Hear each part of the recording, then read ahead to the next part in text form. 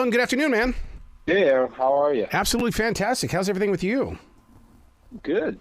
Yeah, no real complaints at all. It's a beautiful day in Las Vegas, and sun's out, and I'm happy. Isn't it always a beautiful day in Vegas?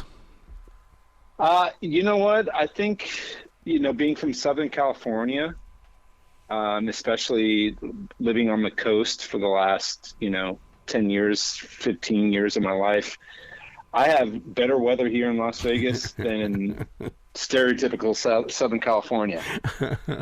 Yeah. Hey, congratulations on the band's new song, Stranger Days, dude. This is a good song. I mean, it doesn't waste any time getting to the story. Oh, well, thank you. I appreciate that. Yeah, it was that was a fun one to write and record. And, it was one of those ones that when we recorded it, it was just like I couldn't wait for it to come out. So here we are. It did drop with the album Listen, but as a standalone single, it's exciting to have it out. Absolutely. Finally. And the thing about it is that it can fit onto so many different platforms. I mean, even an adult top 40 station could pick this song up and have some success with it. Yeah, I think it's kind of one of those universal songs, It kind of, although we are a, modern rock band, it's kind of something that I believe would translate to a lot of different people's taste in music, So yeah, like what you're saying, top 40 maybe, adult contemporary. It's just a storytelling song, and anthemic is what I was really hoping to portray vocally. Yeah. So I think we caught that with this. Did you guys go into the song knowing that listeners would probably sing along with it? I think I kind of, in the back of my mind, intentionally, subconsciously want everybody to sing along to our songs, know? So when I'm writing a song and coming up with, the lyrics and melody, I imagine myself on stage and everybody singing back at me. So, if they are doing that to this song, then I welcome it. And, yeah, love it. Well, we can't go without talking about that album cover. My God, you guys really this could fit into any place, anywhere in the world.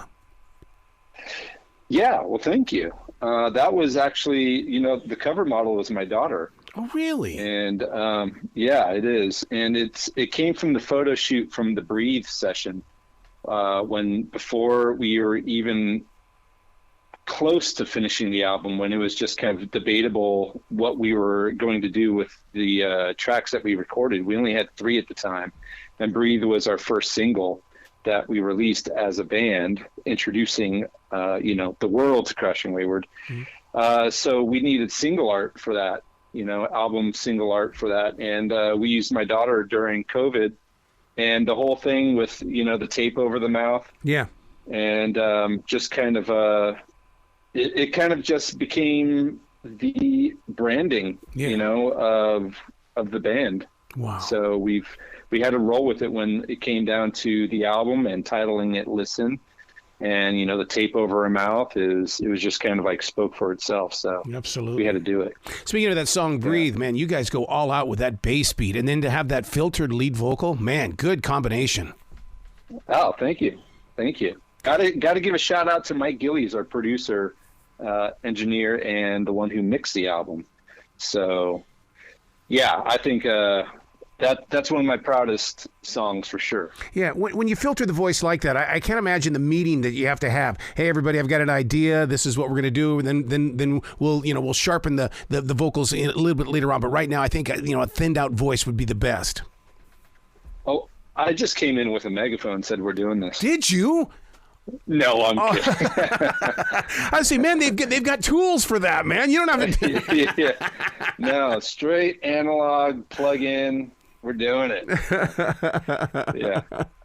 So now, what one-worded title on the album? What are you pointing to the listener, or is it that you guys were the listeners first, and now you're kind of passing it forward to us? We're hoping that people pay it. It's kind of like, what's the right term? Tongue in cheek in a way. It's we're hoping that people listen, but there's a message that we're trying to convey within this album. Lyrically, musically, and just kind of like where we are in the world today and people's attention span. You know, it's like 3 or 4 seconds, they're already all right. Yep. You know, if we do what we used to do and take time and actually listen, then you might learn a lot more, or you might, know what you're missing, So that's going back to my daughter. That's kind of like the advice I always give to her when she went off to school is like, all right, this is what I want you to do. I want you to listen to people. Don't talk. Listen, and then think about what you're going to say and talk. So now, is that one of the reasons why Mouth to God's Ear is only 2 minutes and 29 seconds? Yeah, David Harris, one of the guitarists, we got Stacey David Blades and David Harris. But David Harris, he wrote the music to that one, and was and is a huge advocate for writing a shorter song, get to the chorus, don't bore us. And it was kind of like one of those things. It was like, for me, I've always came from a place where, maybe songs were 3.5 minutes, 4 minutes long in previous bands. And especially before this band, I was in a kind of like a metal band. So you know how long those songs can go. And you have a lot of time to write a story lyrically around that. But I love that he really challenged me to, hey, get to the chorus, don't bore us. And within that, trying to write a message or a story within that short of time frame was really kind of exhilarating. And now he kind of sends me music and I'm just like, all right, I got it, and we got a good thing going. I don't think there's 2 songs on this album that sound the same. I mean, look at Paper Airplane Heart. I mean, that in itself, that's a standalone. Oh, thank you. Yeah, I love that. I love that song. That's, I think that's kind of like a sleeper one on the album too, It's just one of those, I guess you would, and not to give it a bad rap, but it's a filler, but it's all killer, I love that song a lot. And there's such a good message to that, it's about, not giving up. Another year, another trip around the sun is talking, relating to life and, just living the best and most out of your life that you can and not giving up. So I think that's an important song, and it's a great song that just kind of like glues and is the mortar to a lot of the heavy bricks or the hard hitters within that album. Yeah, I labeled it the deep cut. In other words, the cut I'm going to go to no matter what. And so, it's like, I don't want anybody else to have this song. It's my song. It's my deep cut song. Yeah. It has that kind of a vibe about it. There you go. I like that. I forgot about that term, deep cut. Oh, I just aged myself then, didn't I? No, it's great. So who were you guys channeling when you did Disco Kills? I mean, it's got that dark beginning. It's almost got that Black Sabbath kind of not a rage, but just a stage. Yeah, that one was another one that David Harris presented musically, and it was actually the first song that we wrote in the pandemic. So it was the very first song. He sent me the track, and I never even opened up my GarageBand at that point. And I'm like, you know what? I'm going to have to figure this out. So he sent me the track, opened up GarageBand, and it just kind of like, it was something that wrote itself, kind of. I had always held on to the title Disco Kills. Yeah. I always wanted to name the band Disco Kills. So it just had stuck with me over the years. And it was one of those, it's an interesting one because story-wise, even though it kind of, again, is tongue-in-cheek about disco music, it's really more of kind of like where we are, socially, politically. Yeah. And how polarized we are and how anybody in that position can abuse their power, and treat it as like their own personal party in disco. So that's what that song lyrically is really supposed to be about, but it's more fun. And in trying to tell that story of the feud between rock and roll and disco. But yeah, I think Dave, he is heavy in some bluesy, Southern rock. Yeah. So I think that's probably the most bluesy Southern rock, Sabbathy. That and Staring at Ceilings, I think, are the two very Sabbathy hitters. Yeah, yeah. So when you got the album, did you guys sit back and go, it's about time there's a great rock band on the scene again? Not only is it in the attitude of the music, but the band has the attitude. Yeah, I like to think that we're that band. I think we are. Yes. I think that once people really do listen, and once, we really get our name out there and tour and travel the world, I have no doubt in my mind that we are that band. Yeah. So I think that's starting. We start with what are we? What are we trying to say? What are we trying to sound like? And I don't think there is any agenda other than being the best rock band that we can. Yep. And, I think we're just so multifaceted. We all have different backgrounds and influences, and it just, for whatever reason, it just kind of comes out with us. And it kind of in a more defining sound that is Crashing Wayward. Yeah. So how do you protect those vocals on that song Closer? Because you take those vocals up into a high range. Yeah. I am very kind of regimented in kind of how I treat my voice. I don't I drink a lot of Manuka honey and hot water and lemon.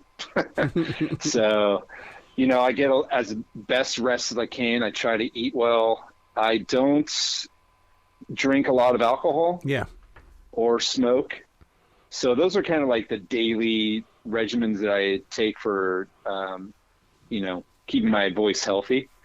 But it's really kind of just knowing where I can go. I know my voice. I know where my range is. Mm-hmm. So once I kind of work it out and get to know where I can go, it just, although it might sound hard or, really way up there, for me, it's become conditioned, I'm conditioning it. So it kind of gets to a point where it's like, I got this, no problem. A couple seconds ago, you talked about taking it out on the road. Do you guys have something planned yet? We do. Actually, we're throwing some dates around. We do have a couple of dates locked in. I know for sure we are confirmed for June 21st and June 22nd in Milwaukee, I believe, for the Summerfest. Yeah, so we'll be playing the Guitars for Vets stage.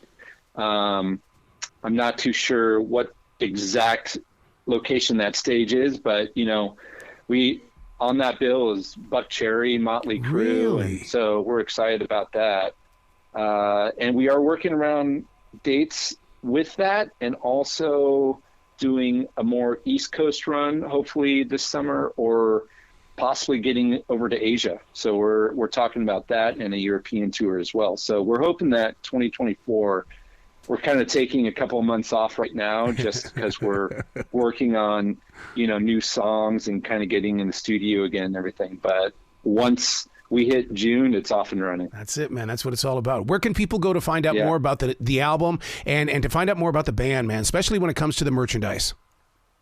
Yeah, crashingwayward.com. You can find us, everything you need, crashingwayward.com there. Please follow us on all socials at Crashing Wayward.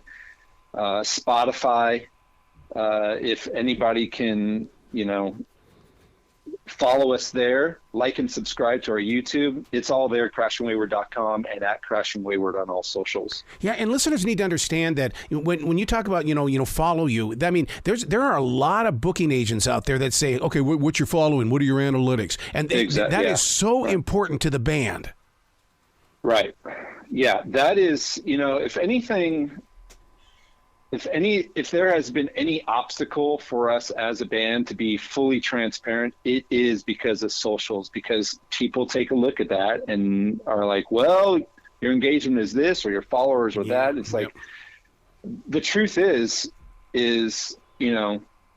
we're going to play a stage, we're going to play a city, and we're going to convince anybody that's there. And we're going to, we're going to convert anybody into Crashing Wayward. So booking agents, please take note on Crashing Wayward. We will make you money. I love it. Please come back to this show anytime in the future. The door is always going to be open for you. Absolutely. I love talking with you. So anytime. Excellent. Will you be brilliant today, okay?